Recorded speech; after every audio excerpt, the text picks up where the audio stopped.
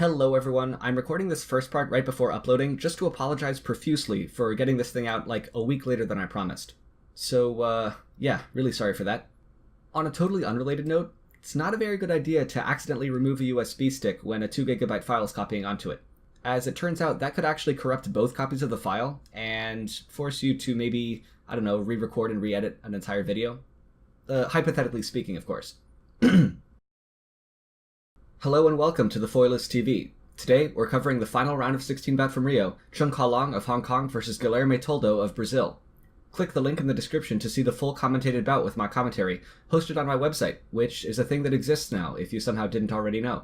Cheung had taken out Ho Jun pretty convincingly in the round of 32, but Toldo had just upset Yuki Ota, which, if you can remember back that far, was the first round of 32 bout I covered.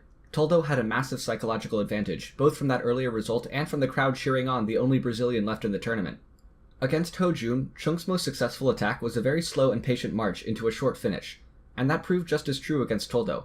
All he had to do was wait for Toldo's counterattack and then flick him over the front shoulder. But even that attack wasn't 100% effective. Cheung did miss with it occasionally. Moreover, in his previous bout, Cheung had a lot of other offensive options. He did best with a consistently slow casual march, but he hit with all of these at least once, including some that were identical to Ho's. While here, nothing else really worked at all. If Cheung went even a tiny bit too fast, Toldo would just instantly counterattack and get one light.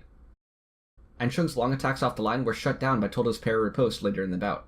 Cheung's other best action was his counterattack, which took the form of both a stop hit while stepping back and a distance-crushing closing out variety. But to really understand it, we have to look at Toldo's very interesting attacks themselves.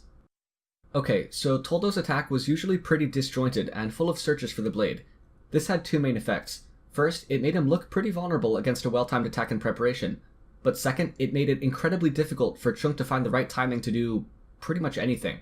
Cheung's counterattacks were still kind of scary for Toldo, but all those hesitations and half retreats made their success more of a question of luck than skill. As I mentioned in my analysis of his round of 32 bout, on the whole, it seems that Cheung's greatest asset this bout was his sense of timing. But here, Toldo was able to mitigate that completely.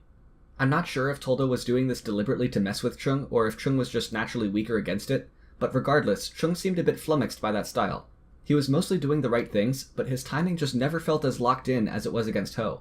My best guess is that this was just Cheung's age and inexperience showing.